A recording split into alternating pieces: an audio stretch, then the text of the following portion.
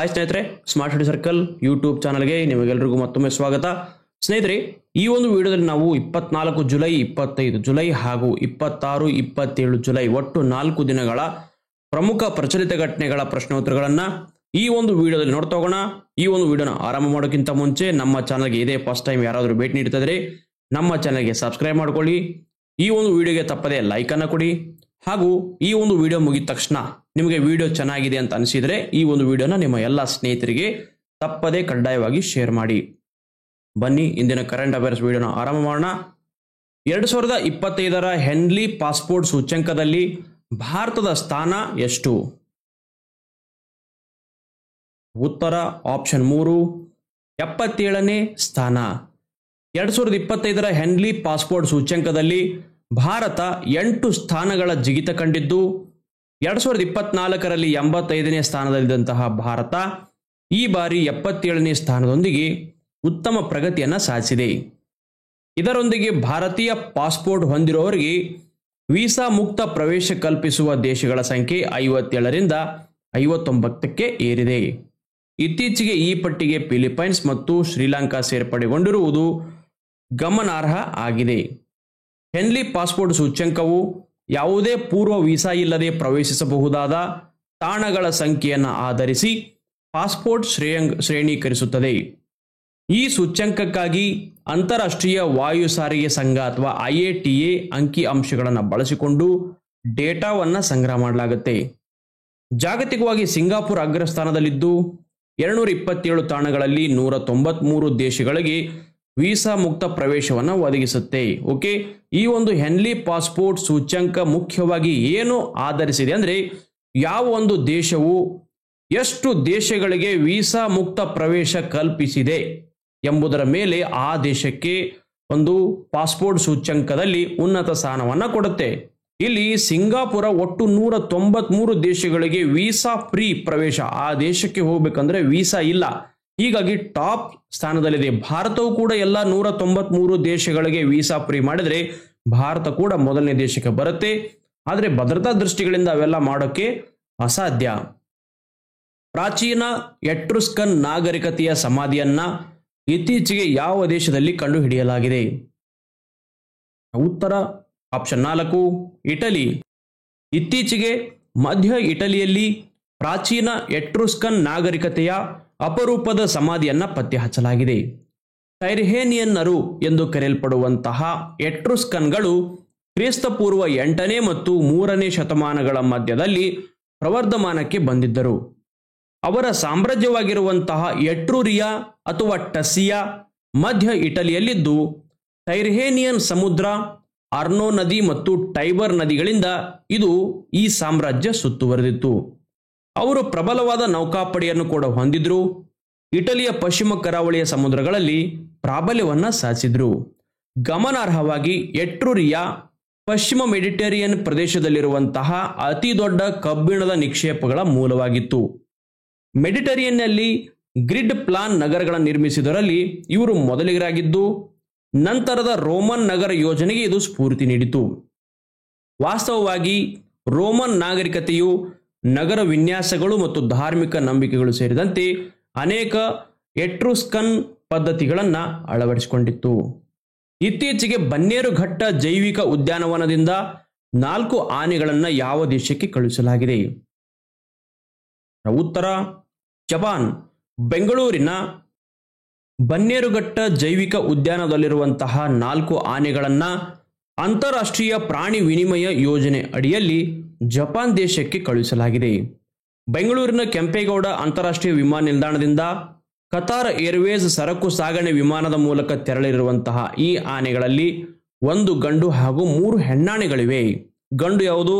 ಸುರೇಶ, ಇದಕ್ಕೆ 8 ವರ್ಷ. 3 ಹೆಣ್ಣಾನೆಗಳು ಯಾವುದು? ಗೌರಿ, ಶ್ರುತಿ ಮತ್ತು ತುಳಸಿ. ಈ ಹೆಸರಿನ ಆನೆಗಳಿಗಾಗಿ ವಿಮಾನದ ಒಳಭಾಗದಲ್ಲಿ ವಿಶೇಷ ವಿನ್ಯಾಸ ಬದಲಾವಣೆ ಮಾಡಲಾಗಿತ್ತು. ಸುಮಾರು 8 ಗಂಟೆಗಳ ಪ್ರಯಾಣದ ನಂತರ ಈ ಆನೆಗಳು ಜಪಾನ್ನ ಒಸಾಕಾದ ಅಂತಾರಾಷ್ಟ್ರೀಯ ವಿಮಾನ ನಿಲ್ದಾಣ ತಲುಪಿ ಅಲ್ಲಿಂದ ಹಿಮೇಜಿ ಸೆಂಟ್ರಲ್ ಪಾರ್ಕ್ಗೆ ಕರೆದೊಯ್ಯಲಾಯಿತು. ಆನೆಗಳ ಸುಗಮ ಪ್ರಯಾಣ ಮತ್ತು ಹೊಸ ಪರಿಸರಕ್ಕೆ ಹೊಂದಿಕೊಳ್ಳುವಿಕೆಯನ್ನು ಖಚಿತಪಡಿಸಿಕೊಳ್ಳಲು 6 ತಿಂಗಳಿನಿಂದ ಬನ್ನೇರುಘಟ್ಟದಲ್ಲಿ ವಿಶೇಷ ತರಬೇತಿ ನೀಡಲಾಗಿದೆ. ಈ ವಿನಿಮಯ ಯೋಜನೆಯ ಭಾಗವಾಗಿ ಜಪಾನ್ನಿಂದ 4 ಚೀತಾ, 4 ಪೂಮಾ ಅಥವಾ ಪರ್ವತ ಸಿಂಹ, 3 ಚಿಂಪಾಂಜಿ ಮತ್ತು 8 ಕ್ಯಾಪುಚಿನ್ ಕೋತಿಗಳು ಬನ್ನೇರುಘಟ್ಟಕ್ಕೆ ಒಂದು ಎಕ್ಸ್ಚೇಂಜ್ನಲ್ಲಿ ಬರಲಿವೆ. ಇದಕ್ಕೂ ಮುನ್ನ 2021ರಲ್ಲಿ ಮೈಸೂರು ಮೃಗಾಲಯದ 3 ಆನೆಗಳನ್ನು ಜಪಾನ್ನ ಟೊಯೋಹಾಶಿ ಮೃಗಾಲಯಕ್ಕೆ ಎಕ್ಸ್ಚೇಂಜ್ ಮಾಡಲಾಗಿತ್ತು, ಕಳುಹಿಸಲಾಗಿತ್ತು. ಥೈಲ್ಯಾಂಡ್ ಮತ್ತು ಕಾಂಬೋಡಿಯಾ ನಡುವೆ ದಶಕಗಳಿಂದಲೂ ಗಡಿ ವಿವಾದಕ್ಕೆ ಕಾರಣವಾಗಿರುವಂತಹ 900 ವರ್ಷಗಳಷ್ಟು ಹಳೆಯದಾಗಿರುವಂತಹ ಮತ್ತು ಶಿವನಿಗೆ ಸಮರ್ಪಿತವಾಗಿರುವಂತಹ ದೇಗುಲದ ಹೆಸರೇನು? ಉತ್ತರ option 2 Preah Vihear. Okay, Preah Vihear. Thailand ಮತ್ತು ಕಾಂಬೋಡಿಯಾ ನಡುವೆ ದಶಕಗಳಿಂದಲೂ ಗಡಿ ವಿವಾದ ಮುಂದುವರೆದಿದ್ದು, ವಿಶೇಷವಾಗಿ 11ನೇ ಶತಮಾನದ ಪ್ರಾಚೀನ ಶಿವನಿಗೆ ಸಮರ್ಪಿತವಾಗಿರುವ ಹಿಂದೂ ದೇವಾಲಯ ಪ್ರೀಹ್ ವಿಹಾರ್ ಇದರ ಹಕ್ಕು ಸ್ಥಾಪನೆ ಈ ಸಂಘರ್ಷದ ಕೇಂದ್ರಬಿಂದುವಾಗಿದೆ.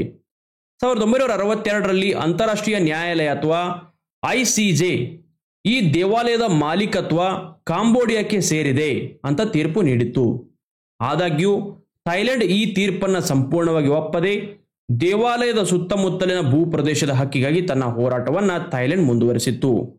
2008ರಲ್ಲಿ ಕಾಂಬೋಡಿಯಾ ಪ್ರೀಹ್ ವಿಹಾರ್ ದೇವಾಲಯವನ್ನು ಯುನೆಸ್ಕೋ ವಿಶ್ವ ಪಾರಂಪರಿಕ ತಾಣದ ಪಟ್ಟಿಗೆ ಸೇರಿಸಲು ಪ್ರಯತ್ನಿಸಿದ್ದಾಗ ಈ ಸಂಘರ್ಷ ತೀವ್ರಗೊಂಡಿತು. ಆಗ ಇಂಟರ್ನ್ಯಾಷನಲ್ ಕೋರ್ಟ್ ಆಫ್ ಜಸ್ಟಿಸ್ ಏನಿದೆ, ದೇವಾಲಯ ಮತ್ತು ಅದರ ಸುತ್ತಲಿನ ಪ್ರದೇಶ ಕಾಂಬೋಡಿಯಾಕ್ಕೆ ಸೇರಿದ್ದು ಅಂತ ಪುನರುಚ್ಚರಿಸಿತು. ಈ ಬೆಳವಣಿಗೆಗಳ ನಂತರ 2011ರ ಫೆಬ್ರವರಿಯಲ್ಲಿ ನಡೆದಿರುವಂತಹ ಸಂಘರ್ಷದಲ್ಲಿ ಸುಮಾರು 20 ಜನರು ಸಾವನ್ನಪ್ಪಿದರು. ಈ ವಿವಾದ ಉಭಯ ದೇಶಗಳ ನಡುವಿನ ರಾಜತಾಂತ್ರಿಕ ಸಂಬಂಧಗಳ ಮೇಲೆ ಪರಿಣಾಮವನ್ನ ಬೀರಿದೆ. ಥೈಲ್ಯಾಂಡ್ ಬಗ್ಗೆ ನೋಡೋದಾದರೆ, ಥೈಲ್ಯಾಂಡ್ನ ರಾಜಧಾನಿ ಬ್ಯಾಂಕಾಕ್, ಇದರ ಪ್ರಮುಖ ನದಿ ಚಾವೋ ಫ್ರಾಯಾ, ಸರ್ಕಾರದ ಸ್ವರೂಪ ಹೇಗಿದೆ, ಸಾಂವಿಧಾನಿಕ ರಾಜಪ್ರಭುತ್ವ, ಇದರ ಪ್ರಮುಖ ಧರ್ಮ ಯಾವುದು, ಆಚರಿಸುವುದು ಬೌದ್ಧ ಧರ್ಮ, ಥೈಲ್ಯಾಂಡ್ನ ಒಂದು ನಾಣ್ಯ ಯಾವುದು, ಥಾಯ್ ಬಹತ್, ಲ್ಯಾಂಡ್ ಆಫ್ ಸ್ಮೈಲ್ಸ್ ಅಂತ ಕೂಡ ಥೈಲ್ಯಾಂಡ್ ಕರೀತಾರೆ. ಆಗ್ನೇಯ ಏಷ್ಯಾದಲ್ಲಿ ವಸಾಹತುಶಾಹಿಗೆ ಒಳಪಡದಂತಹ ಏಕೈಕ ದೇಶ ಥೈಲ್ಯಾಂಡ್. ಓಕೆ, ವಸಾಹತುಶಾಲಿಗೆ ಕಾಲನೈಸೇಷನ್ಗೆ ಒಳಪಡದಂತಹ ಒಂದು ಏಕೈಕ ದೇಶ, ಬ್ರಿಟಿಷರ ಕಾಲನೈಸೇಷನ್ ಅಥವಾ ವಸಾಹತುಶಾಹಿಗೆ ಒಳಪಡದ ಏಕೈಕ ದೇಶ ಥೈಲ್ಯಾಂಡ್. ಕಾಂಬೋಡಿಯಾ ಬಗ್ಗೆ ನೋಡೋದಾದ್ರೆ, ಇದರ ರಾಜಧಾನಿ ಪ್ನಾಮ್ ಪೆನ್, ಪ್ರಮುಖ ನದಿ ಮೆಕಾಂಗ್ ನದಿ, ಸರ್ಕಾರದ ಸ್ವರೂಪ ಸಾಂವಿಧಾನಿಕ ರಾಜಪ್ರಭುತ್ವ, ಪ್ರಮುಖ ಧರ್ಮ ಬೌದ್ಧ ಧರ್ಮ, ಇದರ ನಾಣ್ಯ ಕಾಂಬೋಡಿಯನ್ ರಿಯಾಲ್, ಅಂಕೋರ್ ವಾಟ್ ದೇವಾಲಯಕ್ಕೆ ಇದು ಹೆಸರುವಾಸಿಯಾಗಿದೆ. ಇದು ಕೂಡ ಯುನೆಸ್ಕೋ ವಿಶ್ವ ಪಾರಂಪರಿಕ ತಾಣವಾಗಿದೆ. 1975ರಿಂದ 1979ರಲ್ಲಿ ಖಮೇರ್ ರೂಜ್ ಆಡಳಿತದಿಂದ ತೀವ್ರ ಸಂಕಷ್ಟವನ್ನ ಕಾಂಬೋಡಿಯಾ ಅನುಭವಿಸಿತು. ಮಧುಮೇಹಿಗಳಿಗೆ ಅನುಕೂಲವಾಗುವಂತಹ ಹೊಸ ಭತ್ತದ ತಳಿಯನ್ನ ಅಭಿವೃದ್ಧಿಪಡಿಸಲು ಯಾವ ಸಂಸ್ಥೆ ಮುಂದಾಗಿದೆ? ಉತ್ತರ ಹೈದರಾಬಾದ್ನ ಭಾರತೀಯ ಭತ್ತ ಸಂಶೋಧನಾ ಸಂಸ್ಥೆ. ಮಧುಮೇಹದಿಂದ ಬಳಲುತ್ತಿರುವವರಿಗೂ ಸೂಕ್ತವಾದ ಕಡಿಮೆ ಕಾರ್ಬೋಹೈಡ್ರೇಟ್ ಅಂಶದ ಮತ್ತು ಅಧಿಕ ಇಳುವರಿ ನೀಡುವ ಭತ್ತದ ತಳಿಯೊಂದನ್ನು ಹೈದರಾಬಾದ್ನಲ್ಲಿರುವಂತಹ ಭಾರತೀಯ ಭತ್ತ ಸಂಶೋಧನಾ ಸಂಸ್ಥೆ ಅಥವಾ Indian Institute of Rice Research ಅಥವಾ IIRR ಈ ಒಂದು ವಿಜ್ಞಾನಿಗಳು ಅಭಿವೃದ್ಧಿಪಡಿಸ್ತಾ ಇದ್ದಾರೆ. ಈ ವಿನೂತನ ತಳಿಯು ರೈತರಿಗೆ ಉತ್ತಮ ಇಳುವರಿಯ ಖುಷಿ ನೀಡಿದರೆ ಮಧುಮೇಹಿಗಳಿಗೆ ಅನ್ನ ಸೇವನೆಯ ಅವಕಾಶ ಕಲ್ಪಿಸಿ ಸಂತಸ ತರಲಿದೆ. ಈ ಮಹತ್ವಾಕಾಂಕ್ಷೆಯ ಸಂಶೋಧನಾ ಕಾರ್ಯವು ಕೆಲವು ತಿಂಗಳಿಂದ ನಡೀತಾ ಇದ್ದು, ಇದರ ಪೂರ್ಣ ಅಭಿವೃದ್ಧಿಗೆ ಸುಮಾರು 1.5ರಿಂದ 2 ವರ್ಷಗಳ ಕಾಲಾವಕಾಶ ಬೇಕಾಗುವಂತಹ ನಿರೀಕ್ಷೆ ಇದೆ. ಈ ಯೋಜನೆಯು ಕೃಷಿ ಉತ್ಪಾದಕತೆ ಮತ್ತು ಸಾರ್ವಜನಿಕ ಆರೋಗ್ಯ ಎರಡರ ದೃಷ್ಟಿಯಿಂದಲೂ ಮಹತ್ವಪೂರ್ಣವಾಗಿದೆ. ವಿಶ್ವ ಪ್ರಕೃತಿ ಸಂರಕ್ಷಣಾ ದಿನವನ್ನು ಯಾವಾಗ ಆಚರಿಸಲಾಗುತ್ತದೆ? ಉತ್ತರ ಜುಲೈ 28. ಪ್ರತಿ ವರ್ಷ ಜುಲೈ 28ರಂದು ವಿಶ್ವ ಪ್ರಕೃತಿ ಸಂರಕ್ಷಣಾ ದಿನವನ್ನು ಆಚರಿಸಲಾಗುತ್ತದೆ. ಈ ದಿನದ ಮುಖ್ಯ ಉದ್ದೇಶ ಏನಂದ್ರೆ, ನಮ್ಮ ನೈಸರ್ಗಿಕ ಪರಿಸರವನ್ನು ಸಂರಕ್ಷಣೆ ಮಾಡುವ ಮಹತ್ವದ ಕುರಿತು ಜಾಗೃತಿಯನ್ನು ಮೂಡಿಸುವುದು ಹಾಗೂ ಭವಿಷ್ಯದ ಪೀಳಿಗೆಗಾಗಿ ನಮ್ಮ ಭೂಮಿಯನ್ನು ರಕ್ಷಿಸಲು ಸುಸ್ಥಿರ ಅಭ್ಯಾಸಗಳನ್ನು ಉತ್ತೇಜಿಸುವುದು. ಈ ದಿನವನ್ನು ಇದಕ್ಕಾಗಿಯೇ ಸಮರ್ಪಿಸಲಾಗಿದೆ. 1972ರಲ್ಲಿ ಸ್ವೀಡನ್ನ ಸ್ಟಾಕ್ ಹೋಮ್ನಲ್ಲಿ ನಡೆದಿರುವಂತಹ ವಿಶ್ವಸಂಸ್ಥೆಯ ಮಾನವ ಪರಿಸರ ಸಮ್ಮೇಳನದಲ್ಲಿ ವಿಶ್ವ ಪ್ರಕೃತಿ ಸಂರಕ್ಷಣಾ ದಿನವನ್ನು ಔಪಚಾರಿಕವಾಗಿ ಸ್ಥಾಪಿಸಲಾಗಿದೆ. ಈ ಸಮ್ಮೇಳನವು ಜಾಗತಿಕ ಪರಿಸರ ಜಾಗೃತಿಯಲ್ಲಿ ಒಂದು ಮಹತ್ವದ ಘಟ್ಟವಾಗಿದ್ದು, ಪರಿಸರವನ್ನು ರಕ್ಷಿಸಲು ಸಾಮೂಹಿಕ ಕ್ರಮದ ತುರ್ತು ಅಗತ್ಯವನ್ನು ಎತ್ತಿ ತೋರಿಸಿದೆ. ಇತ್ತೀಚೆಗೆ ಯಾವ ಬಾಹ್ಯಾಕಾಶ ದೂರದರ್ಶಕವು ಅಂತರ್ತಾರಾ ಧೂಮಕೇತು ಆಗಿರುವಂತಹ 3180 LAS ಇದರ ವಿವರವಾದ ಚಿತ್ರಗಳನ್ನು ಸೆರೆ ಹಿಡಿದಿದೆ? ಉತ್ತರ ಹಬಲ್ ಬಾಹ್ಯಾಕಾಶ ದೂರದರ್ಶಕ. ಇತ್ತೀಚೆಗೆ ನಾಸಾದ ಹಬಲ್ ಬಾಹ್ಯಾಕಾಶ ದೂರದರ್ಶಕ ಒಂದು ಅಪೂರ್ವವಾಗಿರುವಂತಹ ಖಗೋಳ ಆವಿಷ್ಕಾರವನ್ನು ಮಾಡಿದೆ. ನಮ್ಮ ಸೌರವ್ಯೂಹದ ಮೂಲಕ ಹಾದು ಹೋಗ್ತಾ ಇರುವಂತಹ ಅಂತರ್ತಾರಾ ಧೂಮಕೇತು 3180 LAS ಇದರ ವಿವರವಾದ ಚಿತ್ರಗಳನ್ನು ಸೆರೆ ಹಿಡಿದಿದೆ. ಮತ್ತೊಂದು ನಕ್ಷತ್ರ ವ್ಯವಸ್ಥೆಯಿಂದ ಹುಟ್ಟಿಕೊಂಡಿರುವಂತಹ ಈ ಧೂಮಕೇತುವನ್ನು ಅಧ್ಯಯನ ಮಾಡುವ ಮೂಲಕ ವಿಜ್ಞಾನಿಗಳು ಅಂತರ್ತಾರಾ ವಸ್ತುಗಳ ಸ್ವರೂಪ ಮತ್ತು ನಮ್ಮ ಆರಂಭಿಕ ಸೌರವ್ಯೂಹದ ರಚನೆಯ ಬಗ್ಗೆ ಹೊಸ ಒಳನೋಟಗಳನ್ನು ಪಡೆಯುವ ವಿರಳ ಅವಕಾಶವನ್ನು ಪಡೆದುಕೊಂಡಿದ್ದಾರೆ. ಧೂಮಕೇತುಗಳು ಸೂರ್ಯನನ್ನು ಸುತ್ತುವ ಧೂಳು ಮತ್ತು ಮಂಜುಗಡ್ಡೆಯಿಂದ ಮಾಡಲ್ಪಟ್ಟಿರುವಂತಹ ಪ್ರಾಚೀನ ಖಗೋಳ ವಸ್ತುಗಳಾಗಿವೆ. ಇವು ಸುಮಾರು 6 ಶತಕೋಟಿ ವರ್ಷಗಳ ಹಿಂದೆ ಸೌರವ್ಯೂಹದ ರಚನೆಯಿಂದ ಉಳಿದಿರುವ ಅವಶೇಷಗಳಾಗಿವೆ. ಅವು ತಮ್ಮ ಉದ್ದವಾದ ಹೊಳೆಯುವ ಬಾಲಗಳಿಗೆ ಹೆಸರುವಾಸಿಯಾಗಿದ್ದು, ಮುಖ್ಯವಾಗಿ ನ್ಯೂಕ್ಲಿಯಸ್, ಕೋಮಾ, ಅಯಾನುಬಾಲ ಮತ್ತು ಧೂಳಿನ ಬಾಲ ಎಂಬ 4 ಗೋಚರ ಭಾಗಗಳನ್ನು ಹೊಂದಿರುತ್ತವೆ. ಈ ಆವಿಷ್ಕಾರವು ಖಗೋಳಶಾಸ್ತ್ರದಲ್ಲಿ ಒಂದು ಮಹತ್ವದ ಹೆಜ್ಜೆಯಾಗಿದ್ದು, ಬ್ರಹ್ಮಾಂಡದ ಆಳವಾದ ರಹಸ್ಯಗಳನ್ನು ಬಿಚ್ಚಿಡಲು ನೆರವಾಗಲಿದೆ. ಇತ್ತೀಚೆಗೆ ಸುದ್ದಿಗಳಲ್ಲಿ ಕಾಣಿಸಿಕೊಂಡಿರುವಂತಹ ಚೆಮೆಗಾಸ್ಟ್ರೋಡಿಯಾ ರೀಕೆನ್ಸಿಸ್ ಇದು ಯಾವ ಜಾತಿಗೆ ಸೇರಿದೆ? ಉತ್ತರ ಆಪ್ಷನ್ 4 ಆರ್ಕಿಡ್. ಇತ್ತೀಚೆಗೆ ಮಿಜೋರಾಂ ವಿಶ್ವವಿದ್ಯಾಲಯ ಮತ್ತು ಮಣಿಪುರ ವಿಶ್ವವಿದ್ಯಾಲಯದ ವಿಜ್ಞಾನಿಗಳು ಮಿಜೋರಾಂನ ರೀಕ್ ಅರಣ್ಯದಲ್ಲಿ ಚೆಮೆಗಾಸ್ಟ್ರೋಡಿಯಾ ರೀಕೆನ್ಸಿಸ್ ಎಂಬ ಅಪರೂಪದ ಆರ್ಕಿಡ್ ಪ್ರಭೇದವನ್ನು ಪತ್ತೆ ಹಚ್ಚಿದ್ದಾರೆ. ಈಶಾನ್ಯ ಭಾರತದ ಸಮೃದ್ಧ ಜೀವವೈವಿಧ್ಯಕ್ಕೆ ಹೆಸರುವಾಸಿಯಾಗಿರುವಂತಹ ರೀಕ್ ಪರ್ವತದ ಹೆಸರನ್ನ ಈ ಆರ್ಕಿಡ್ಗೆ ಇಡಲಾಗಿದೆ. ಇದು ಚೆಮೆಗಾಸ್ಟ್ರೋಡಿಯಾ ಕುಲಕ್ಕೆ ಸೇರಿದ್ದು, ಇದರ ಪತ್ತೆಯೊಂದಿಗೆ ಜಾಗತಿಕವಾಗಿ ಈ ಕುಲದ ಜಾತಿಗಳ ಸಂಖ್ಯೆ 8ಕ್ಕೆ ಏರಿದೆ. ಮಿಜೋರಾಂನಲ್ಲಿ ಚೆಮೆಗಾಸ್ಟ್ರೋಡಿಯಾದ ಮೊದಲ ದಾಖಲೆಯಾಗಿರುವುದು ಕೂಡ ಈ ಪ್ರದೇಶದ ಜೀವ ವೈವಿಧ್ಯದ ಮಹತ್ವವನ್ನು ಮತ್ತಷ್ಟು ಎತ್ತಿ ತೋರಿಸ್ತಾ ಇದೆ. ಈ ಹೊಸ ಆರ್ಕಿಡ್ ಪ್ರಭೇದವು 1500 ಮೀಟರ್ ಎತ್ತರದಲ್ಲಿ ಬಿದಿರಿನ ಗೊಂಚಲುಗಳ ಬಳಿ ತೇವಾಂಶವುಳ್ಳ ಮತ್ತು ಹ್ಯೂಮಸ್ ಸಮೃದ್ಧ ಮಣ್ಣಿನಲ್ಲಿ ಕಂಡುಬರುತ್ತದೆ. ಬೋರ್ಡ್ ಕುರುಕ್ಷೇತ್ರ ಭಾರತ ಮತ್ತು ಯಾವ ದೇಶದ ನಡುವೆ ನಡೆಸಲಾಗಿರುವಂತಹ ಜಂಟಿ ಮಿಲಿಟರಿ ವ್ಯಾಯಾಮವಾಗಿದೆ? ಉತ್ತರ ಸಿಂಗಾಪುರ ಮತ್ತು ಭಾರತ.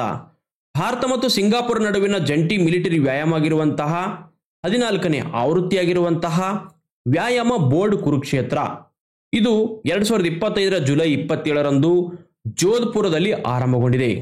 ಈ ಎಕ್ಸಸೈಸ್ 4 ಆಗಸ್ಟ್ 2025ರವರೆಗೆ ಮುಂದುವರಿಯಲಿದ್ದು, ಸಿಂಗಾಪುರದ 4ನೇ ಶಸ್ತ್ರಸಜ್ಜಿತ ಬ್ರಿಗೇಡ್ನ 42ನೇ ಸಿಂಗಾಪುರ ಶಸ್ತ್ರಸಜ್ಜಿತ ರೆಜಿಮೆಂಟ್ ಮತ್ತು ಭಾರತೀಯ ಸೇನೆಯ ಯಾಂತ್ರಿಕ ಪಡೆಗಳನ್ನು ಒಳಗೊಂಡಿದೆ. ಎರಡೂ ದೇಶಗಳ ನಡುವಿನ ರಕ್ಷಣಾ ಸಹಕಾರವನ್ನು ಬಲಪಡಿಸುವ ದೃಷ್ಟಿಯಿಂದ ಈ ಜಂಟಿ ವ್ಯಾಯಾಮ ಮಹತ್ವದ್ದಾಗಿದೆ. ಇತ್ತೀಚೆಗೆ ಸುದ್ದಿಗಳಲ್ಲಿ ಕಾಣಿಸಿಕೊಂಡಿರುವಂತಹ ಪೋರ್ಟ್ ಕ್ಲಾಂಗ್ ಯಾವ ದೇಶದಲ್ಲಿದೆ? ಉತ್ತರ ಮಲೇಷ್ಯಾ. ಭಾರತೀಯ ನೌಕಾಪಡೆಯ ಸರ್ವೆ ವೆಸಲ್ ಲಾರ್ಚ್ ಅಥವಾ SLV INS ಸಂಧಾಯಕ್ ಜುಲೈ 16ರಿಂದ 19ರವರೆಗೆ ಮಲೇಷ್ಯಾದ ಪ್ರಮುಖ ಬಂದರು ಆಗಿರುವಂತಹ ಪೋರ್ಟ್ ಕ್ಲಾಂಗ್ಗೆ ತನ್ನ ಮೊದಲ ಭೇಟಿಯನ್ನು ಯಶಸ್ವಿಯಾಗಿ ನೀಡಿದೆ. ಈ ಮಹತ್ವದ ಭೇಟಿಯು ಭಾರತ ಮತ್ತು ಮಲೇಷ್ಯಾ ನಡುವಿನ ಹೈಡ್ರೋಗ್ರಾಫಿಕ್ ಸಹಕಾರವನ್ನು ಇನ್ನಷ್ಟು ಬಲಪಡಿಸುವ ಗುರಿಯನ್ನು ಹೊಂದಲಾಗಿದೆ. ಮಲೇಷ್ಯಾದ ಅತಿದೊಡ್ಡ ಮತ್ತು ಅತಿ ಹೆಚ್ಚು ಜನನಿಬಿಡ ಬಂದರಾಗಿರುವಂತಹ ಪೋರ್ಟ್ ಕ್ಲಾಂಗ್ ಅಂತಾರಾಷ್ಟ್ರೀಯ ವ್ಯಾಪಾರಕ್ಕೆ ನಿರ್ಣಾಯಕ ಕೇಂದ್ರವಾಗಿ ಕಾರ್ಯವನ್ನು ನಿರ್ವಹಿಸುತ್ತದೆ. ಈ ಭೇಟಿಯು ಭಾರತೀಯ ನೌಕಾ ಹೈಡ್ರೋಗ್ರಾಫಿಕ್ ಇಲಾಖೆ INHD ಮತ್ತು ರಾಷ್ಟ್ರೀಯ ಹೈಡ್ರೋಗ್ರಾಫಿಕ್ ಕಚೇರಿಯ ಅಡಿಯಲ್ಲಿ ಪ್ರಾದೇಶಿಕ ಹೈಡ್ರೋಗ್ರಾಫಿಕ್ ಸಾಮರ್ಥ್ಯ ನಿರ್ಮಾಣಕ್ಕೆ ಭಾರತದ ಅಚಲ ಬದ್ಧತೆಯನ್ನು ಪ್ರತಿಬಿಂಬಿಸುತ್ತದೆ. ಫೆಬ್ರವರಿ 2024ರಲ್ಲಿ ನಿಯೋಜಿಸಲ್ಪಟ್ಟಿರುವಂತಹ INS ಸಂಧಾಯಕ್ ಸಮಗ್ರ ಕರಾವಳಿ ಮತ್ತು ಆಳ ಸಮುದ್ರ ಸಮೀಕ್ಷೆ ಸಾಮರ್ಥ್ಯ, ನಿಖರವಾದ ಸಾಗರ ದತ್ತಾಂಶ ಸಂಗ್ರಹಣೆ, ಹುಡುಕಾಟ ಮತ್ತು ಪಾರ್ಗಾಣಿಕ ಅಥವಾ SAR ಕಾರ್ಯಾಚರಣೆಗಳು ಮತ್ತು ಮಾನವೀಯ ನೆರವು ಕಾರ್ಯಗಳನ್ನು ನಿರ್ವಹಿಸುವ ಸುಧಾರಿತ ಸಾಮರ್ಥ್ಯಗಳನ್ನು ಹೊಂದಿದೆ. ಈ ಭೇಟಿಯು ಉಭಯ ದೇಶಗಳ ನಡುವಿನ ಕಡಲ ಸಂಬಂಧಗಳಲ್ಲಿ ಒಂದು ಮಹತ್ವದ ಮೈಲಿಗಲ್ಲಾಗಿದೆ. ಮಲೇಷ್ಯಾ ದೇಶದ ಬಗ್ಗೆ ನೋಡೋದಾದರೆ, ಮಲೇಷ್ಯಾ ಆಗ್ನೇಯ ಏಷ್ಯಾದಲ್ಲಿರುವಂತಹ ಒಂದು ಸುಂದರ ಮತ್ತು ವೈವಿಧ್ಯಮಯ ರಾಷ್ಟ್ರವಾಗಿದೆ. ಮಲೇಷ್ಯಾ ಸಾಂವಿಧಾನಿಕ ರಾಜಪ್ರಭುತ್ವದ ಸಂಯುಕ್ತ ರಾಷ್ಟ್ರ ಆಗಿದೆ.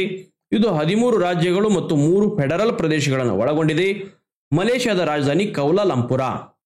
ಮಲೇಷ್ಯಾ ಪರ್ಯಾಯ ದ್ವೀಪ ಮಲೇಷ್ಯಾ ಮತ್ತು ಬೋರ್ನಿಯೋ ದ್ವೀಪದ ಭಾಗವಾಗಿರುವಂತಹ ಪೂರ್ವ ಮಲೇಷ್ಯಾ ಎಂದು ಎರಡು ಪ್ರಮುಖ ಭೌಗೋಳಿಕ ಭಾಗಗಳಾಗಿ ಮಲೇಷ್ಯಾ ವಿಂಗಡಿಸಲ್ಪಟ್ಟಿದೆ. ಪರ್ಯಾಯ ದ್ವೀಪ ಮಲೇಷ್ಯಾ ಬಗ್ಗೆ ನೋಡೋದಾದರೆ ಉತ್ತರದಲ್ಲಿ ಥೈಲ್ಯಾಂಡ್ನೊಂದಿಗೆ, ದಕ್ಷಿಣದಲ್ಲಿ ಸಿಂಗಾಪುರದೊಂದಿಗೆ, ಈಶಾನ್ಯದಲ್ಲಿ ವಿಯೆಟ್ನಾಂ, ಪಶ್ಚಿಮದಲ್ಲಿ ಇಂಡೋನೇಷ್ಯಾದೊಂದಿಗೆ ಈ ಒಂದು ಪರ್ಯಾಯ ದ್ವೀಪ ಮಲೇಷ್ಯಾ ಗಡಿಗಳನ್ನು ಹಂಚಿಕೊಂಡಿದೆ. ಹಾಗಾದರೆ ಪೂರ್ವ ಮಲೇಷ್ಯಾ ಯಾವ ದೇಶಗಳೊಂದಿಗೆ ಗಡಿ ಹಂಚಿಕೊಂಡಿದೆ? ಬೋರ್ನಿಯೋದಲ್ಲಿ ಇಂಡೋನೇಷ್ಯಾ ಮತ್ತು ಬ್ರೂನಿಯೊಂದಿಗೆ ಭೂಮಿ ಮತ್ತು ಕಡಲ ಗಡಿಗಳನ್ನು ಪೂರ್ವ ಮಲೇಷ್ಯಾ ಹಂಚಿಕೊಂಡಿದೆ.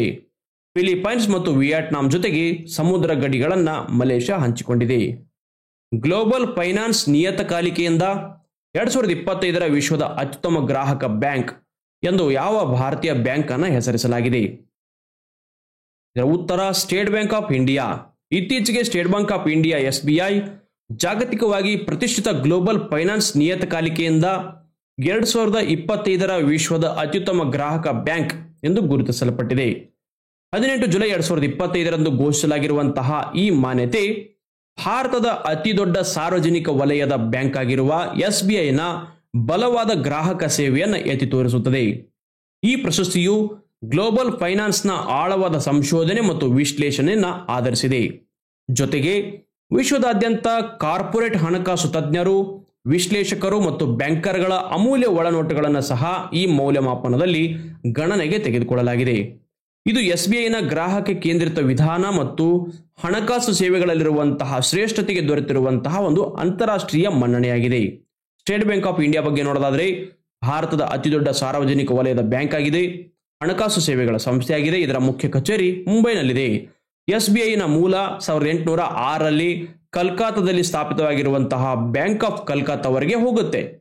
ನಂತರ 1921ರಲ್ಲಿ bank of Calcutta, bank of Bombay ಮತ್ತು ಬ್ಯಾಂಕ್ ಆಫ್ ಮದ್ರಾಸ್ ಅನ್ನು ವಿಲೀನಗೊಳಿಸಿ ಇಂಪೀರಿಯಲ್ ಬ್ಯಾಂಕ್ ಆಫ್ ಇಂಡಿಯಾವನ್ನು ರಚನೆ ಮಾಡಲಾಯಿತು.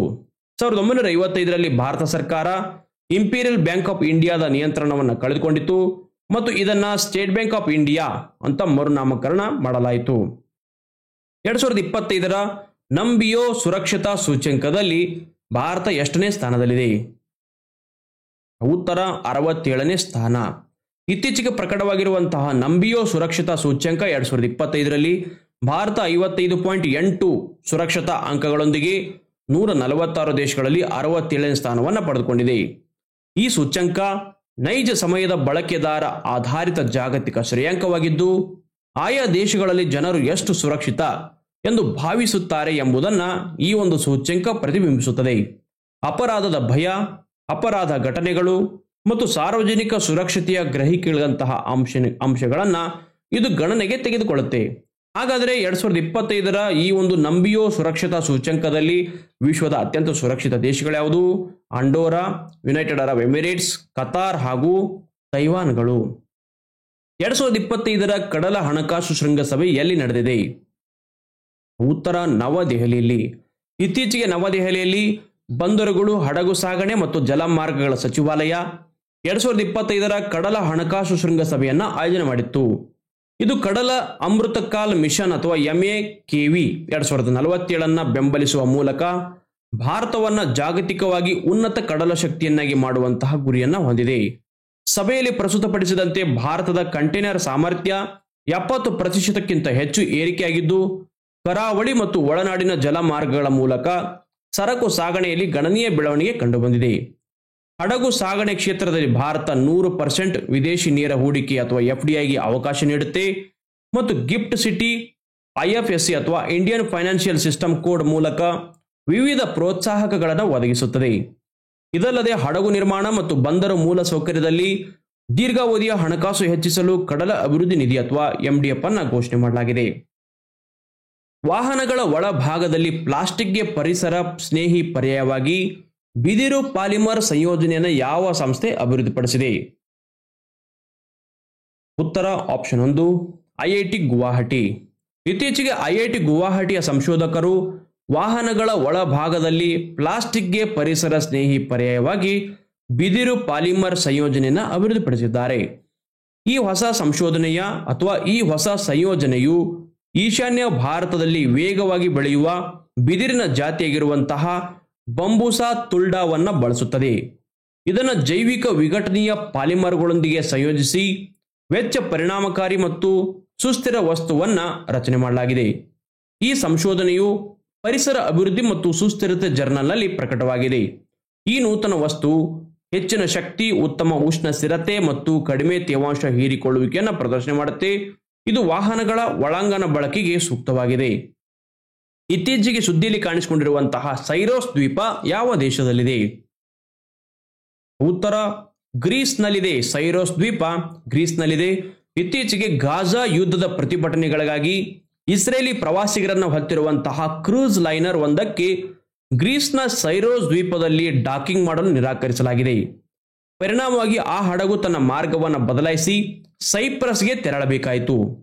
ಸೈರೋಸ್ ದ್ವೀಪವು ಗ್ರೀಸ್ನ ಏಜಿಯನ್ ಸಮುದ್ರದಲ್ಲಿರುವಂತಹ ಸೈಕ್ಲೇಡ್ಸ್ ದ್ವೀಪ ಸಮೂಹದಲ್ಲಿದೆ. ಇದು ಗ್ರೀಸ್ನ ರಾಜಧಾನಿ ಅಥೆನ್ಸ್ನ ಆಗ್ನೇಯಕ್ಕೆ 78 ನಾಟಿಕಲ್ ಮೈಲುಗಳು ಅಥವಾ 144 ಕಿಲೋಮೀಟರ್ ದೂರದಲ್ಲಿದೆ. ಗ್ರೀಸ್ ಬಗ್ಗೆ ನೋಡೋದಾದರೆ ಇದರ ರಾಜಧಾನಿ ಅಥೆನ್ಸ್, ಇದರ ಕರೆನ್ಸಿ ಯೂರೋ, ಇದರ ಗಡಿ ದೇಶಗಳು ಯಾವುದು? ಅಲ್ಬೇನಿಯಾ, ಉತ್ತರ ಮ್ಯಾಸಿಡೋನಿಯಾ, ಬಲ್ಗೇರಿಯಾ ಮತ್ತು ಟರ್ಕಿ. ಗ್ರೀಸ್ ಬಾಲ್ಕನ್ ಪೆನಿನ್ಸುಲಾದ ದಕ್ಷಿಣ ತುದಿಯಲ್ಲಿದೆ. ಇದು ಅನೇಕ ದ್ವೀಪಗಳನ್ನು ಕೂಡ ಒಳಗೊಂಡಿದೆ. ಇತ್ತೀಚೆಗೆ ಭಾರತದಲ್ಲಿ 46 ವರ್ಷಗಳ ನಂತರ ಅಪರೂಪದ ಲಾಂಗ್ ಬಿಲ್ಡ್ ಬುಷ್ ವಾರ್ಬ್ಲರ್ ಪಕ್ಷಿ ಎಲ್ಲಿ ಪತ್ತೆಯಾಗಿದೆ? ಉತ್ತರ ಲಡಾಖ್ನಲ್ಲಿ. ಭಾರತದಲ್ಲಿ 46 ವರ್ಷಗಳ ನಂತರ ಇದೇ ಮೊದಲ ಬಾರಿಗೆ ಲಾಂಗ್ ಬಿಲ್ಡ್ ಬುಷ್ ವಾರ್ಬ್ಲರ್ ಪಕ್ಷಿಯು ಲಡಾಖ್ನ ಸುರು ಕಣಿವೆಯಲ್ಲಿ ಪತ್ತೆಯಾಗಿದೆ. ಪಕ್ಷಿ ಪ್ರೇಮಿಗಳ ತಂಡವೊಂದು ಇದನ್ನು ಗುರುತಿಸಿ ದಾಖಲಿಸಿದೆ. ಇದರ ವೈಜ್ಞಾನಿಕ ಹೆಸರು ಲೋಕಸ್ಟೆಲ್ಲಾ ಮೇಜರ್. ಇದು ಮಧ್ಯಮ ಗಾತ್ರದ ಹಾಡು ಹಕ್ಕಿಯಾಗಿದ್ದು ಸುಮಾರು 15ರಿಂದ 17 ಸೆಂಟಿಮೀಟರ್ ಉದ್ದದ ದೇಹ, ಉದ್ದನೆಯ ಬಾಲ ಮತ್ತು ಉದ್ದನೆಯ ಕೊಕ್ಕನ್ನು ಹೊಂದಿರುತ್ತದೆ. ಈ ಪಕ್ಷಿಯು ಮಧ್ಯ ಏಷ್ಯಾದ ಪರ್ವತ ಪ್ರದೇಶಗಳಲ್ಲಿ ಅಂದರೆ ಭಾರತ, ಚೀನಾ, ಪಾಕಿಸ್ತಾನ ಮತ್ತು ತಜಿಕಿಸ್ತಾನದ ಕೆಲವು ಭಾಗಗಳಲ್ಲಿ ಕಂಡುಬರುತ್ತೆ. International union for conservation of nature IUCN ಕೆಂಪು ಪಟ್ಟಿಯಲ್ಲಿ ಈ ಪಕ್ಷಿಯನ್ನ ಅಪಾಯದಂಚಿನಲ್ಲಿರುವ ಎಂದು ಪ್ರಭೇದ ಎಂದು ವರ್ಗೀಕರಿಸಲಾಗಿದೆ. ಜುಲೈ 2025 ಹೊತ್ತಿಗೆ ಪ್ರಧಾನಮಂತ್ರಿ ಸೂರ್ಯ ಘರ್ ಮುಫ್ತ್ ಬಿಜಿಲಿ ಯೋಜನೆ ಅಡಿ ಅತಿ ಹೆಚ್ಚು ಮೇಲ್ಛಾವಣಿ ಸೌರ ಸ್ಥಾಪನೆಗಳನ್ನು ಯಾವ ರಾಜ್ಯ ದಾಖಲಿಸಿದೆ? ಉತ್ತರ ಆಪ್ಷನ್ 1 ಗುಜರಾತ್. ಪ್ರಧಾನಮಂತ್ರಿ ಸೂರ್ಯ ಘರ್ ಮುಫ್ತ್ ಬಿಜಿಲಿ ಯೋಜನೆ ಅಥವಾ PMSGMBY ಕೇಂದ್ರ ಹೊಸ ಮತ್ತು ನವೀಕರಿಸಬಹುದಾದ ಇಂಧನ ಸಚಿವಾಲಯದಿಂದ ಅಥವಾ MNRE ಯಿಂದ ಫೆಬ್ರವರಿ 2024ರಲ್ಲಿ ಪ್ರಾರಂಭವಾಗಿರುವಂತಹ ಒಂದು ಮಹತ್ವಾಕಾಂಕ್ಷಿ ಯೋಜನೆಯಾಗಿದೆ. 14 ಜುಲೈ 2025 ವೇಳೆಗೆ ಈ ಯೋಜನೆ 15 ಲಕ್ಷ ಕುಟುಂಬಗಳಿಗೆ 15.45 ಲಕ್ಷ ಕುಟುಂಬಗಳಿಗೆ ಪ್ರಯೋಜನವನ್ನ ನೀಡಿದೆ. ಮಾರ್ಚ್ 2027 ಒಳಗೆ 1 ಕೋಟಿ ಮನೆಗಳಿಗೆ ಸೌರ ಫಲಕಗಳನ್ನು ಅಳವಡಿಸುವ ಗುರಿಯನ್ನ ಇದು ಹೊಂದಿದೆ. ವಸತಿ ಸೌರ ಸ್ಥಾಪನೆಗಳಿಗೆ 40ರಿಂದ 60% ಸಬ್ಸಿಡಿಯನ್ನು ಒದಗಿಸುತ್ತೆ. ಪ್ರಸ್ತುತ ಗುಜರಾತ್ 5.23 ಲಕ್ಷ ಸ್ಥಾಪನೆಗಳೊಂದಿಗೆ ಒಟ್ಟು 33% ಮುಂಚೂಣಿಯಲ್ಲಿದ್ದರೆ ಮಹಾರಾಷ್ಟ್ರ 3.79 ಲಕ್ಷ ಸ್ಥಾಪನೆಗಳೊಂದಿಗೆ 2ನೇ ಸ್ಥಾನದಲ್ಲಿದೆ. ಗಮನಾರ್ಹವಾಗಿ ಜಾರ್ಖಂಡ್, ಪಶ್ಚಿಮ ಬಂಗಾಳ ಮತ್ತು ಈಶಾನ್ಯ ರಾಜ್ಯಗಳಂತಹ ಕೆಲವು ರಾಜ್ಯಗಳಲ್ಲಿ 1,000ಕ್ಕಿಂತ ಕಡಿಮೆ ಸ್ಥಾಪನೆಗಳೊಂದಿಗೆ ಯೋಜನೆಯ ಅನುಷ್ಠಾನ ನಿಧಾನಗತಿಯಲ್ಲಿ ಸಾಗ್ತಾ ಇದೆ. ಸೆಪ್ಟೆಂಬರ್ 2025 ವೇಳೆಗೆ ನಿವೃತ್ತಿ ಹೊಂದಲಿರುವಂತಹ ಭಾರತದ ಮೊದಲ ಸೂಪರ್ ಸಾನಿಕ್ ಜೆಟ್ ಯುದ್ಧ ವಿಮಾನದ ಹೆಸರೇನು? ಇದರ ಉತ್ತರ MiG-21 ಬೈಸನ್. ಭಾರತೀಯ ವಾಯುಪಡೆ IAF ಸೆಪ್ಟೆಂಬರ್ 2025 ತನ್ನ ರಷ್ಯಾ ನಿರ್ಮಿತ MiG-21 ಬೈಸನ್ ಫೈಟರ್ ಜೆಟ್ಗಳನ್ನು ನಿವೃತ್ತಿಗೊಳಿಸಲು ಸಿದ್ಧವಾಗಿದೆ. ಇದು ಭಾರತದ ವಾಯುಪಡೆಯ ಇತಿಹಾಸದಲ್ಲಿ ಸುದೀರ್ಘ ಸೇವೆ ಸಲ್ಲಿಸಿರುವಂತಹ ಯುದ್ಧ ವಿಮಾನದ ಯುಗದ ಅಂತ್ಯವನ್ನು ಸೂಚಿಸುತ್ತಾ ಇದೆ. MiG-21 ಜೆಟ್ ಹಿಂದಿನ ಸೋವಿಯತ್ ಒಕ್ಕೂಟದ ಮಿಕೋಯನ್ ಗುರೇವಿಚ್ ಡಿಸೈನ್ ಬ್ಯೂರೋ ಅಥವಾ OKB ವಿನ್ಯಾಸಗೊಳಿಸಿರುವ ಸೂಪರ್ ಸಾನಿಕ್ ಜೆಟ್ ಫೈಟರ್ ಆಗಿದೆ. ಇದನ್ನು ಮೊದಲು 1963ರಲ್ಲಿ ಭಾರತದ ಮೊದಲ ಸೂಪರ್ ಸಾನಿಕ್ ಜೆಟ್ ಆಗಿ IAFಗೆ ಸೇರಿಸಲಾಗಿದೆ. ವಿಶೇಷ ಏನಂದ್ರೆ ಹಿಂದೂಸ್ತಾನ್ ಏರೋನಾಟಿಕ್ಸ್ ಲಿಮಿಟೆಡ್ HAL ರಷ್ಯಾದ ಪರವಾನಗಿ ಅಡಿಯಲ್ಲಿ ಒಟ್ಟು 657 MiG-21ಗಳನ್ನು ತಯಾರಿಸಿದೆ. ಇದು ಜಾಗತಿಕವಾಗಿ ಅತಿ ಹೆಚ್ಚು ಉತ್ಪಾದಿಸಲಾಗಿರುವಂತಹ ಜೆಟ್ ವಿಮಾನಗಳಲ್ಲಿ 2ನೇ ಸ್ಥಾನದಲ್ಲಿದೆ. ಇತ್ತೀಚೆಗೆ ಸುದ್ದಿಗಳಲ್ಲಿ ಕಂಡುಬರುತ್ತಿದ್ದಂತಹ ಫ್ಯೂಸಾರಿಯೋಸಿಸ್ ಕಾಯಿಲೆ ಯಾವ ರೋಗಕಾರಕದಿಂದ ಉಂಟಾಗುತ್ತದೆ? ಉತ್ತರ ಆಪ್ಷನ್ 3 ಶಿಲೀಂಧ್ರ. ಭಾರತೀಯ ಸಂಶೋಧಕರು ಮಾರಕ ಫ್ಯೂಸಾರಿಯೋಸಿಸ್ ಕಾಯಿಲೆಯ ವಿರುದ್ಧ ಹೋರಾಡುವ ಪ್ರಮುಖ ಜೀನ್ ಅನ್ನ ಅನಾನಸ್ನಲ್ಲಿ ಗುರುತಿಸಿದ್ದಾರೆ. ಫ್ಯೂಸಾರಿಯಂ ಮೊನಿಲಿಫಾರ್ಮ್ ಎಂಬ ಶಿಲೀಂಧ್ರದಿಂದ ಬರುವಂತಹ ಈ ರೋಗ ಅನಾನಸ್ ಕಾಂಡಗಳನ್ನು ಹಾನಿಗೊಳಿಸುತ್ತದೆ ಮತ್ತು ಎಲೆಗಳನ್ನು ಕಪ್ಪಾಗಿಸುತ್ತದೆ ಮತ್ತು ಹಣ್ಣುಗಳನ್ನು ಒಳಗಿನಿಂದ ಕೊಳೆಯುವಂತೆ ಮಾಡುತ್ತದೆ. ಇದರಿಂದ ಅನಾನಸ್ ಕೃಷಿಯಲ್ಲಿ ಭಾರಿ ನಷ್ಟ ಉಂಟಾಗಿ ಇಳುವರಿ ವಿಶ್ವಾಸಾರ್ಹ ಇಲ್ಲದಂತೆ ಆಗುತ್ತದೆ. ವಿಜ್ಞಾನ ಮತ್ತು ತಂತ್ರಜ್ಞಾನ ಇಲಾಖೆ ಅಡಿಯಲ್ಲಿರುವಂತಹ ಬೋಸ್ ಸಂಸ್ಥೆಯ ಸಂಶೋಧಕರು ಈ ಸಮಸ್ಯೆಗೆ ಪರಿಹಾರ ಕಂಡುಕೊಂಡಿದ್ದಾರೆ. ಅವರು ACSERK3 ಜೀನ್ ಅಥವಾ ಸೊಮ್ಯಾಟಿಕ್ ಎಂಬ್ರಿಯೋಜೆನೆಸಿಸ್ ರಿಸೆಪ್ಟಾರ್ ಕೈನೇಸ್ ಅನ್ನು ಗುರುತಿಸಿದ್ದು, ಈ ಜೀನ್ನ ಅತಿಯಾದ ಅಭಿವ್ಯಕ್ತಿ ಅನಾನಸ್ನ ನೈಸರ್ಗಿಕ ರೋಗ ನಿರೋಧಕ ಶಕ್ತಿಯನ್ನು ಹೆಚ್ಚಳ ಮಾಡುತ್ತೆ ಅಂತ ಕಂಡುಕೊಂಡಿದ್ದಾರೆ. ಈ ಆವಿಷ್ಕಾರ ಫ್ಯೂಸಾರಿಯೋಸಿಸ್ ವಿರುದ್ಧ ಹೋರಾಡಲು ಮತ್ತು ಅನಾನಸ್ ಬೆಳೆಗಾರರಿಗೆ ನೆರವಾಗಲು ಹೊಸ ಮಾರ್ಗಗಳನ್ನು ತೆರೆಯಲಿದೆ. ಇತ್ತೀಚೆಗೆ ಯಾವ ದೇಶವು ಮತದಾನಕ್ಕೆ ಅರ್ಹತಾ ವಯಸ್ಸನ್ನ 18ರಿಂದ 16 ವರ್ಷಕ್ಕೆ ಇಳಿಸಿದೆ? ಉತ್ತರ ಆಪ್ಷನ್ 2 ಬ್ರಿಟನ್. ಬ್ರಿಟನ್ ಸರ್ಕಾರವು ಮತದಾನದ ಅರ್ಹತಾ ವಯಸ್ಸನ್ನ 18ರಿಂದ 16 ವರ್ಷಕ್ಕೆ ಇಳಿಸಿದೆ. ಈ ಮಹತ್ವದ ನಿರ್ಧಾರವನ್ನ ಬ್ರಿಟನ್ ಉಪಪ್ರಧಾನಿ ಏಂಜೆಲಾ ಘೋಷಣೆ ಮಾಡಿದ್ದಾರೆ. ನಮ್ಮ ಯುವ ಸಮುದಾಯವು ದೇಶದ ಅಭಿವೃದ್ಧಿಗೆ ಅಪಾರ ಕೊಡುಗೆ ನೀಡ್ತಾ ಇದೆ. ಹೀಗಾಗಿ ಅವರಿಗೆ ಮತದಾನದ ಹಕ್ಕನ್ನು ನೀಡುವ ಮೂಲಕ ಪ್ರಜಾಪ್ರಭುತ್ವ ಪ್ರಕ್ರಿಯೆಯಲ್ಲಿ ಸಕ್ರಿಯವಾಗಿ ಭಾಗವಹಿಸಲು ಅವಕಾಶ ಮಾಡಿಕೊಟ್ಟಿದ್ದೇವೆ ಅಂತ ಏಂಜೆಲಾ ಘೋಷಣೆ ಮಾಡಿದ್ದಾರೆ. ಈ ತಿದ್ದುಪಡಿಯೊಂದಿಗೆ ಇನ್ನು ಮುಂದೆ 16 ಮತ್ತು 17 ವರ್ಷ ವಯಸ್ಸಿನ ಯುವಕರು ಕೂಡ ಬ್ರಿಟನ್ನಲ್ಲಿ ಮತ ಚಲಾಯಿಸಲು ಅರ್ಹರಾಗಿರುತ್ತಾರೆ. ಜುಲೈ 2025ರಲ್ಲಿ ಗೋರ್ಬಿಯಾ ಸೌರ ವಿದ್ಯುತ್ ಯೋಜನೆಯನ್ನು ಎಲ್ಲಿ ಉದ್ಘಾಟಿಸಲಾಗಿದೆ? ಉತ್ತರ ರಾಜಸ್ಥಾನ. ಜುಲೈ 2025ರಲ್ಲಿ ಕೇಂದ್ರ ಸಚಿವ ಪ್ರಹ್ಲಾದ್ ಜೋಶಿ ರಾಜಸ್ಥಾನದ ಬಿಕಾನೇರ್ನಲ್ಲಿ ಗೋರ್ಬಿಯಾ ಸೌರ ವಿದ್ಯುತ್ ಯೋಜನೆಯನ್ನು ಉದ್ಘಾಟಿಸಿದ್ದಾರೆ. ಇದು ಕೇವಲ 8 ತಿಂಗಳಲ್ಲಿ ನಿರ್ಮಿಸಲಾಗಿರುವಂತಹ 435 ಮೆಗಾವ್ಯಾಟ್ ಸಾಮರ್ಥ್ಯದ ಸ್ಥಾವರವಾಗಿದೆ. ಈ ಯೋಜನೆಯು 1.28 ಲಕ್ಷ ಮನೆಗಳಿಗೆ ಶುದ್ಧ ವಿದ್ಯುತ್ ಪೂರೈಸುವ ಸಾಮರ್ಥ್ಯ ಹೊಂದಿದೆ. ಜೊತೆಗೆ ವಾರ್ಷಿಕವಾಗಿ 7.05 ಲಕ್ಷ ಟನ್ ಇಂಗಾಲದ ಹೊರಸೂಸುವಿಕೆಯನ್ನು ಕಡಿತಗೊಳಿಸುವ ಮೂಲಕ ಭಾರತದ ಹವಾಮಾನ ಗುರಿಗಳು ಮತ್ತು ಇಂಧನ ಸುರಕ್ಷತೆಗೆ ಗಣನೀಯ ಕೊಡುಗೆ ನೀಡುತ್ತೆ. ಈ ಯೋಜನೆಯು ರಾಜಸ್ಥಾನಕ್ಕೆ ಪ್ರಮುಖ ಮೈಲಿಗಲ್ಲಾಗಿದೆ. ಏಕೆಂದರೆ ರಾಜ್ಯವು ಈಗ ತನ್ನ ಒಟ್ಟು ವಿದ್ಯುತ್ನ 70% ನವೀಕರಿಸಬಹುದಾದ ಮೂಲಗಳಿಂದ ಉತ್ಪಾದಿಸುತ್ತೆ. ಇದರ ಒಟ್ಟು ಸ್ಥಾಪಿತ ನವೀಕರಿಸಬಹುದಾದ ಸಾಮರ್ಥ್ಯ 35.4 ಗಿಗಾವ್ಯಾಟ್ ತಲುಪಿದೆ. ಮಹಿಳಾ ಮತ್ತು ಮಕ್ಕಳ ಅಭಿವೃದ್ಧಿ ಸಚಿವಾಲಯವು ಯಾವ ಮಿಷನ್ನ ಅಡಿಯಲ್ಲಿ ಫಲ್ನಾ ಯೋಜನೆಯನ್ನು ಪರಿಚಯಿಸಿದೆ? ಉತ್ತರ ಮಿಷನ್ ಶಕ್ತಿ. ಇತ್ತೀಚೆಗೆ ಮಹಿಳಾ ಮತ್ತು ಮಕ್ಕಳ ಅಭಿವೃದ್ಧಿ ಸಚಿವಾಲಯ ಫಲ್ನಾ ಯೋಜನೆಯಡಿ 14,599 ಅಂಗನವಾಡಿ ಸಹಿತ ಶಿಶು ಪಾಲನಾ ಕೇಂದ್ರಗಳನ್ನು ಅನುಮೋದಿಸಿದೆ. 2022ರಲ್ಲಿ ಪ್ರಾರಂಭಿಸಿರುವಂತಹ ಈ ಮಹತ್ವದ ಯೋಜನೆಯು ಎಲ್ಲ ರಾಜ್ಯಗಳು ಮತ್ತು ಕೇಂದ್ರಾಡಳಿತ ಪ್ರದೇಶಗಳಲ್ಲಿ ಮಿಷನ್ ಶಕ್ತಿ ಅಡಿಯಲ್ಲಿ ಕಾರ್ಯವನ್ನು ನಿರ್ವಹಿಸುತ್ತದೆ. ಫಲ್ನಾ ಯೋಜನೆಯ ಮುಖ್ಯ ಗುರಿ ಏನೆಂದರೆ 6 ತಿಂಗಳಿನಿಂದ 6 ವರ್ಷ ವಯಸ್ಸಿನ ಮಕ್ಕಳಿಗೆ ಸುರಕ್ಷಿತ ಮತ್ತು ವಿಶ್ವಸನೀಯ ಡೇ ಕೇರ್ ಸೌಲಭ್ಯಗಳನ್ನು ಒದಗಿಸುವುದು. ವಿಶೇಷವಾಗಿ ಉದ್ಯೋಗಸ್ಥ ತಾಯಂದಿರಿಗೆ ಇದು ಹೆಚ್ಚಿನ ಪ್ರಯೋಜನವನ್ನು ನೀಡುತ್ತೆ. ಅಂಗನವಾಡಿ ಕೇಂದ್ರಗಳ ಮೂಲಕ ಪೂರ್ಣ ದಿನದ ಶಿಶುಪಾಲನಾ ಬೆಂಬಲವನ್ನು ನೀಡುವಂತಹ ಈ ಯೋಜನೆ ಮಕ್ಕಳ ಪೋಷಣೆ, ಆರೋಗ್ಯ, ಅರಿವಿನ ಅಭಿವೃದ್ಧಿ ಮತ್ತು ಬೆಳವಣಿಗೆಯ ನಿರಂತರ ಮೇಲ್ವಿಚಾರಣೆಗೆ ಒತ್ತನ್ನು ನೀಡುತ್ತದೆ. ಇದು ಮಕ್ಕಳ ಸರ್ವತೋಮುಖ ಬೆಳವಣಿಗೆಗೆ ಪೂರಕ ವಾತಾವರಣ ಸೃಷ್ಟಿಸುವಲ್ಲಿ ಪ್ರಮುಖ ಪಾತ್ರವನ್ನು ವಹಿಸುತ್ತದೆ. ಭಾರತದಲ್ಲಿ ಪ್ರತಿ ವರ್ಷ ಯಾವ ದಿನದಂದು ಆದಾಯ ತೆರಿಗೆ ದಿನವನ್ನು ಆಚರಿಸಲಾಗುತ್ತದೆ? ಇದರ ಉತ್ತರ 23 ಜುಲೈ. ಭಾರತ 2025ರಲ್ಲಿ ಇದರ ಉತ್ತರ 24 ಜುಲೈ. ಓಕೆ, ಭಾರತ 2025ರ ಜುಲೈ 24ರಂದು ಆದಾಯ ತೆರಿಗೆ ದಿನವನ್ನು ಆಚರಿಸುತ್ತೆ. ಇದು 1857ರ ಯುದ್ಧದ ನಂತರ ವೆಚ್ಚಗಳನ್ನು ಭರಿಸಲು ಸರ್ ಜೇಮ್ಸ್ ವಿಲ್ಸನ್ 1860ರಲ್ಲಿ ಆದಾಯ ತೆರಿಗೆಯನ್ನು ಪರಿಚಯಿಸಿದ. ಇದರ ಒಂದು 166ನೇ ವಾರ್ಷಿಕೋತ್ಸವದ ಸ್ಮರಣಾರ್ಥ ಆಗಿದೆ. ಈ ದಿನವು ಭಾರತದ ತೆರಿಗೆ ವ್ಯವಸ್ಥೆಯ ವಿಕಸನವನ್ನ ಮತ್ತು ರಾಷ್ಟ್ರ ನಿರ್ಮಾಣದಲ್ಲಿ ಅದರ ಮಹತ್ವದ ಪಾತ್ರವನ್ನು ಗೌರವಿಸುತ್ತೆ. ಭಾರತದ ತೆರಿಗೆ ವ್ಯವಸ್ಥೆಯು 1922ರ ಆದಾಯ ತೆರಿಗೆ ಕಾಯ್ದೆಯಿಂದ 1961ರ ಸಮಗ್ರ ಆದಾಯ ತೆರಿಗೆ ಕಾಯ್ದೆಯತ್ತ ಪ್ರಗತಿಯನ್ನು ಸಾಧಿಸಿದೆ. 2025ರಲ್ಲಿ ಗೋವಾ ಶಿಪ್ಯಾರ್ಡ್ ಲಿಮಿಟೆಡ್ ಪ್ರಾರಂಭಿಸಿರುವಂತಹ ಸ್ಥಳೀಯ ಮಾಲಿನ್ಯ ನಿಯಂತ್ರಣ ಹಡಗಿನ ಹೆಸರೇನು? ಉತ್ತರ ಸಮುದ್ರ ಪ್ರಚೇತ್. ಭಾರತೀಯ ಕರಾವಳಿ ಕಾವಲು ಪಡೆ ಅಥವಾ ICG ಇದರ ಸಾಮರ್ಥ್ಯವನ್ನು ಹೆಚ್ಚಿಸುವ ನಿಟ್ಟಿನಲ್ಲಿ 2ನೇ ಮತ್ತು ಅಂತಿಮ ಸ್ಥಳೀಯ ಮಾಲಿನ್ಯ ನಿಯಂತ್ರಣ ಹಡಗು ಅಥವಾ PCV ಅಂದರೆ ಪೊಲ್ಯೂಷನ್ ಕಂಟ್ರೋಲ್ ವೆಸಲ್ ಈ ಸಮುದ್ರ ಪ್ರಚೇತನ್ನ 23 ಜುಲೈ 2025ರಂದು ಗೋವಾದಲ್ಲಿರುವಂತಹ ಗೋವಾ ಶಿಪ್ಯಾರ್ಡ್ ಲಿಮಿಟೆಡ್ನಿಂದ ಯಶಸ್ವಿಯಾಗಿ ಲಾಂಚ್ ಮಾಡಲಾಗಿದೆ.